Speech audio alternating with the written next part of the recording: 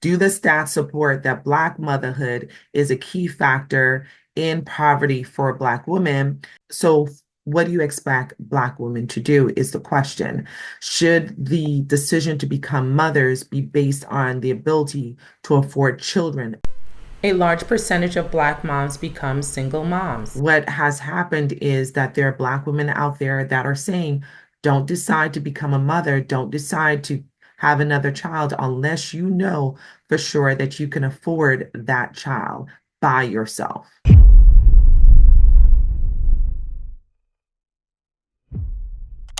What an incredible week it has been. And yes, my voice is struggling, but don't worry, I'm still going to bring you the information. I have just been celebrating. Congratulations to our New York Knicks. How proud you have made us, not just because you became the champions of the NBA Finals this year, but because of how you did it. And while there has been a lot of controversy throughout the week about who's a New Yorker, do you have to be born there? Do transplants count? Do immigrants count? It didn't matter in the end. There was celebration across the nation, and we are just so incredibly proud of these men.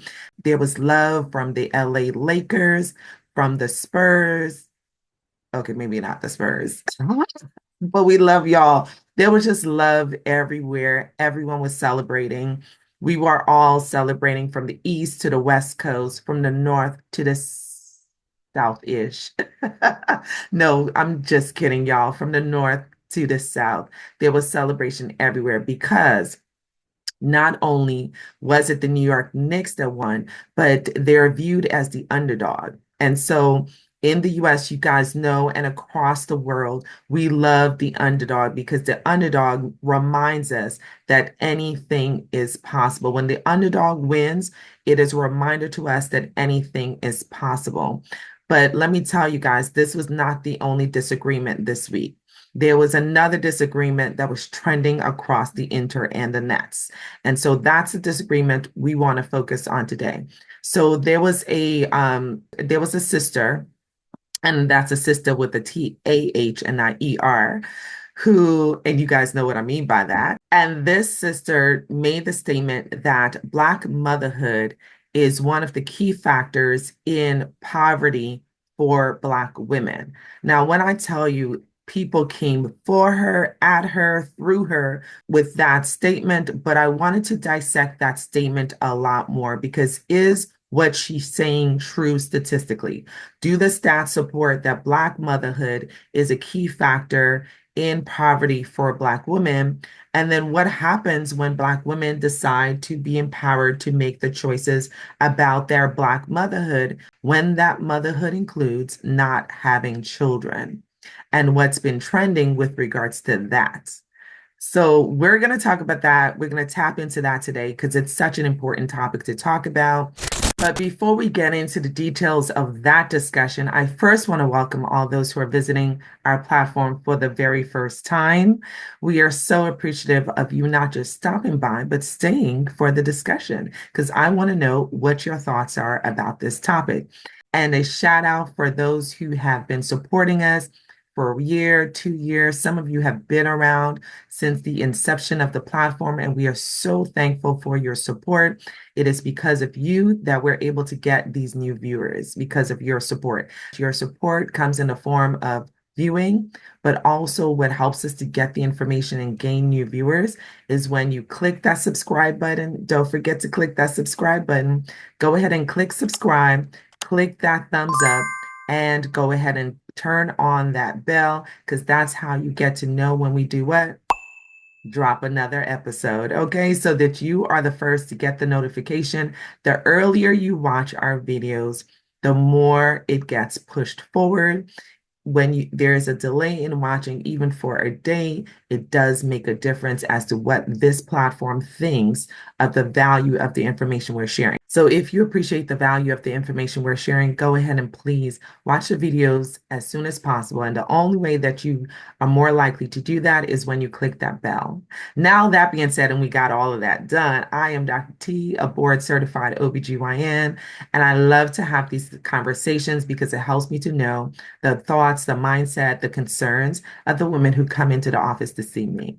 And on this platform, you will see we have a diversity of topics and a diversity of experts. We make sure we bring you the facts. Okay, so that's the point of the platform is we want to help you to dissect what is opinion and what is actually fact. So let's get into what she said. The number one cause of poverty in Black households is having kids. Only have the number of kids that you, as a woman, can afford to bring into this world. Okay, so there are a couple of thoughts about the facts of what she actually shared. One of the things I mentioned is that we really love the fact that brothers are being celebrated when they win championships in sports, right? And that's because there are circumstances in which brothers are typically not being celebrated. And some of it comes from narratives that are not based in facts. So one of the biggest narrative is that brothers are not present when it comes to fatherhood. And there is truth to that. There's a large percentage of our households that are led by women as single parents. But the result of that is not to be conflated with brothers not being interested in being fathers, because there was at least one major study that was done by the CDC itself that showed that brothers are the most active in the day-to-day activities of their children. So we have been lied to when it comes to this misunderstanding about brothers not wanting to be fathers. They want to be fathers, they want to be present as fathers, and when they are present as fathers, they are the most active in the day-to-day activities of their children. And that's across race and ethnicities. So now that we've gotten that taken care of as we approach Father's Day, make sure we are mirroring the correct message. What has hindered fatherhood is a lot of the systemic issues that also play into why Black families are the second more likely to experience poverty behind the Native Americans. Black families, unfortunately, are the second most likely group when it comes to race ethnicity to experience poverty in the United States.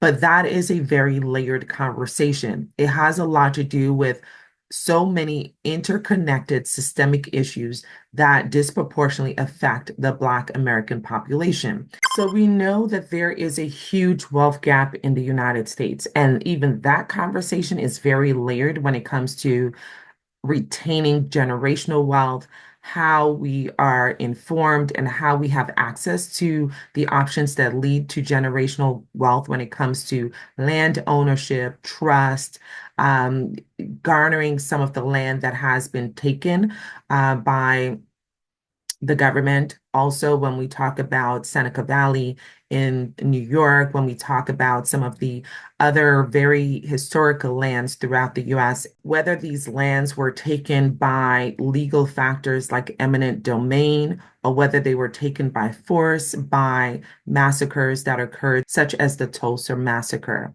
Regardless of how the method of withholding wealth and generational wealth has played out in the American history, the end result has been the lack of retention of wealth, but also the lack of gaining of wealth. So we know that the Black family earns 64 cents to every dollar that a white family earns. We also know that the median income for Black households is about 36% less than the median income for white households. We also know that there have been redlining that has destroyed our Black communities that have been prosperous. There's a famous story of the West Adams history. If you don't know that history, that's also an important historical Black community to learn about what happened with that neighborhood and how Black wealth was destroyed. Regardless of the cause, whether it is the wealth gap through earnings, through job placement, through access to education, funding for education, which has continued to play out today, or whether it is through what happens with housing in our prosperous community, or whether it is through what happens with mass incarceration, which is a big factor as to why there is a lack of Black men in these households. So there are a lot of reasons why Black men are not in the households that have nothing to do with their actual desire of being fathers and of being leaders in their household and having the income to be the breadwinner. And so ultimately, what has happened is this very large percent of households being led by Black women. And when you look at the wealth gap between Black women and white men, you see that the wealth gap is even more exacerbated. And so this widening of the wealth gap further amplifies the impact of not just having a single household, but having a single household that's ran by a Black woman. So when you look at Black poverty, there are multiple factors that have led to Black poverty, not just poverty in combined income households where there are both parents, but also poverty that exists, which is further amplified by single parenthood, especially when the parent is a Black woman. Now, there is further discussion to be made as to the success of households that are led by a Black woman versus a Black man. But again, that is a layered conversation because, as you know, Black women, as a result of being racially Black, and also women have dual effect of discrepancies and disparities that exist in the US. Now, the question is, when you take that information, then what do you expect Black women to do with that information? And so Black women have taken this information. There's lots of recommendations and opinions that are trending online that are saying, with this information, we should encourage that Black women decide not to become that Black women determine their desire to be mothers based on these stats, and that the recognizing that the more kids that you have, the more likely you slip backwards into poverty. And it's not getting easier. A lot of the safety nets that have been created to prevent communities and families from falling into poverty are being challenged. And so even as recent as this past couple of weeks, there has been a bill proposed by Congress and supported by the executive branch that targets cutting the WIC program that supplies fruits and vegetables to moms and children. And if that bill becomes law, then you're looking at a reduction as severe as 62 to 75% of the funding that's available to literally feed families with fruits and vegetables. We're not talking about processed food. We're talking about what we claim to be priority, which is keeping our society healthy through nutritious meals. And the funding that allows a lot of families to obtain options for having more nutritious meals is being cut. And it's being cut, as far as we can see, to support the tax cut for the extreme wealth, not just the wealth, but the extreme wealth. So it is getting harder. And a lot of the safety nets that were created as a result of the civil rights movement, the fight against Jim Crow laws, are now being walked back. And the walk back of these points of progress will only increase the poverty level for Black families that were otherwise thriving with having job placement, basic education, so forth, right? So what do you expect Black women to do is the question. Should the decision to become mothers be based on the ability to afford children by ourselves? And that's the conversation that is being had. Should the recommendation be that Black women should then decide that we're not going to be mothers unless we can determine that by ourselves we can afford the children or child? That being that when we fantasize about motherhood, that fantasy is based in the reality of especially things like poverty, not excluding the maternal health crisis. Keep that in mind as well. But and how the impact of not just the mortality, but the morbidity may lead to poverty issues among Black households. we haven't talked about that discussion. When Black women are harmed as a result of childbirth, how does that play out in their ability to sustain their income for their families, especially when they are single moms? But putting aside that conversation for now, what has happened is that there are Black women out there that are saying, don't decide to become a mother, don't decide to have another child unless you know for sure that you can afford that child by yourself. Now, one of the things that has helped Black women to escape poverty has been education. Black women are not the leading, that statistic has been co-opted.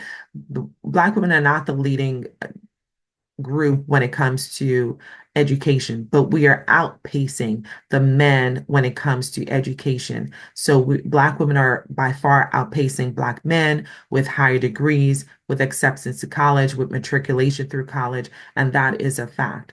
And that has been the key to preventing poverty in our communities is with the obtainment of education, which is now being challenged through funding and through applicant acceptance.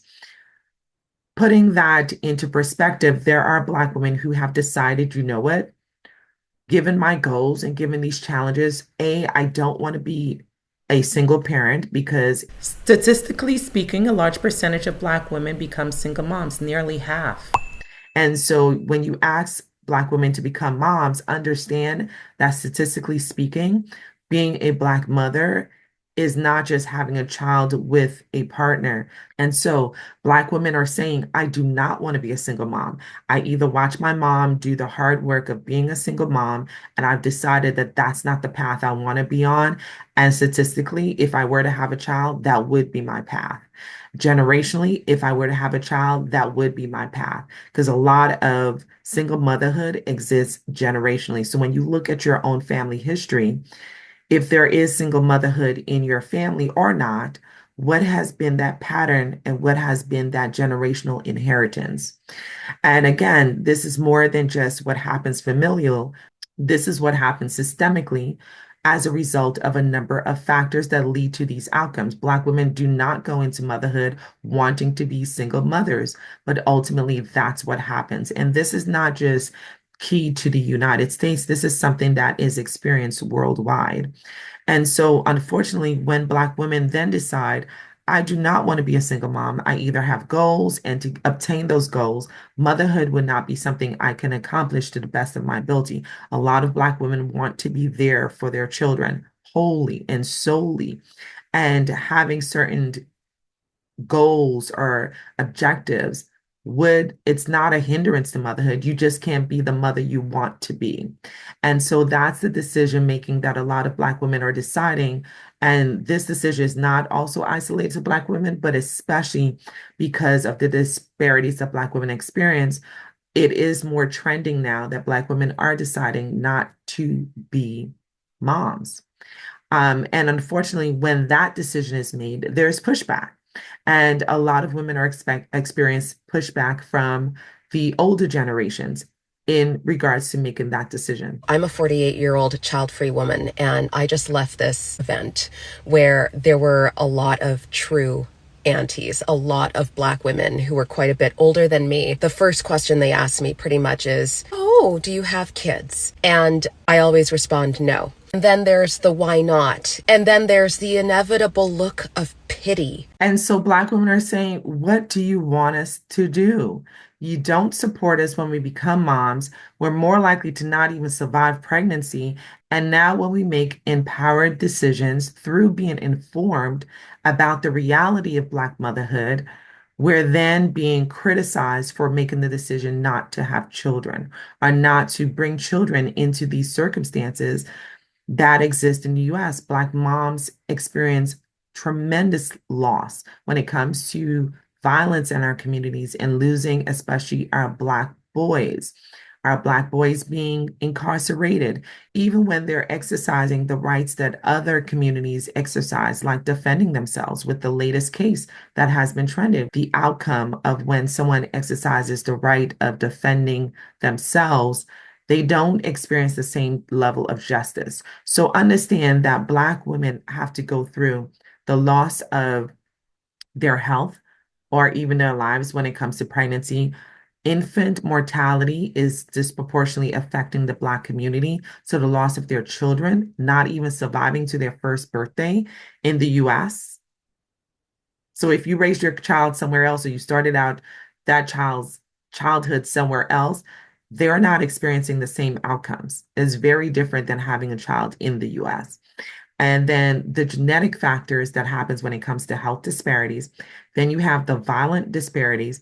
Then you have that now it's becoming harder to even afford to get your child education. So can you face the likelihood of your child facing poverty because you're unable to either get yourself out of poverty or get your children on a path where they can escape poverty. So there are so many decision makings that Black women are having to be faced with, but yet are not being supported when we're given those statistics and then make decisions that doesn't sit well with others because their decision making was different, but their experiences were different. So that's my question to you today. What should be the expectation of Black women when we look at these statistics? Should we continue the messaging of making decisions to become a Black mother based on your ability to raise your child or children on your own? I want to know what you have to say. But what I want to first bring you are the facts so that you have a better perspective as to the dynamics of this decision making and the layered systemic issues that feed into how these decisions are being made. It is not easy. These discussions are not easy. But what I can tell you is easy is to say once again, congratulations to the New York Knicks on your championship, winning the NBA Finals this year. We are so incredibly proud of you. And you know what, too? Black women, I am proud of you. I am proud of how you persevere through life, regardless of all the things that are stacked against you, how you continue to rise above the cream of the crop when you are given the resources necessarily. Show the world exactly who you are, all your gifts, all your characteristics that make you so successful. Black women, I am proud of you. Black women, I enjoy you. I adore you, Black women, because you inspire me every single day. How you persevere through motherhood, how you persevere through health disparities, how you persevere in education, how you persevere in the job market, how you persevere even when you don't get the same funding, less than a percentage point of venture capitalist funding are geared towards Black women, but you continue to be one of the leading groups, if not the leading group in entrepreneurship. You are ahead of the game. You're persevering through so many disparities, so many hurdles stacked against you, and you continue to strive and to succeed above it all, against all odds. So not only am I celebrating the Knicks today, of course, because yeah, you understand. But I'm also celebrating Black women and how Black women continue to be the prototype of what lead groups like the Knicks to be championships. It is the perseverance of Black women that has been the North Star for the Black community. So, however that plays out through championships, through the boardroom, through the E-suite, whatever it may be, throughout life, it is the perseverance of Black women that has remained the North Star for all of these accomplishments. So that being said, I am Dr. T, the hand behind the handle of Healthy Bump Club right here on YouTube and healthybump.club on Instagram. I thank you so much for joining me today. It has been a joy. And if you haven't done so, see, I've been celebrating so much. If you haven't done so already, please do not forget to click the subscribe button, give us a thumbs up, and go ahead and click that bell. And again, I am Dr. T, the hand behind the handle of Healthy Bump Club right here on YouTube and healthybump.club on Instagram. Thank you for joining me today, and I hope to see you guys the next episode. Don't forget to leave your comments because I want to know what your thoughts are based on your experience in your family, in your circumstances. Every opinion, every experience is valid here. Thank y'all. Love y'all. Bye.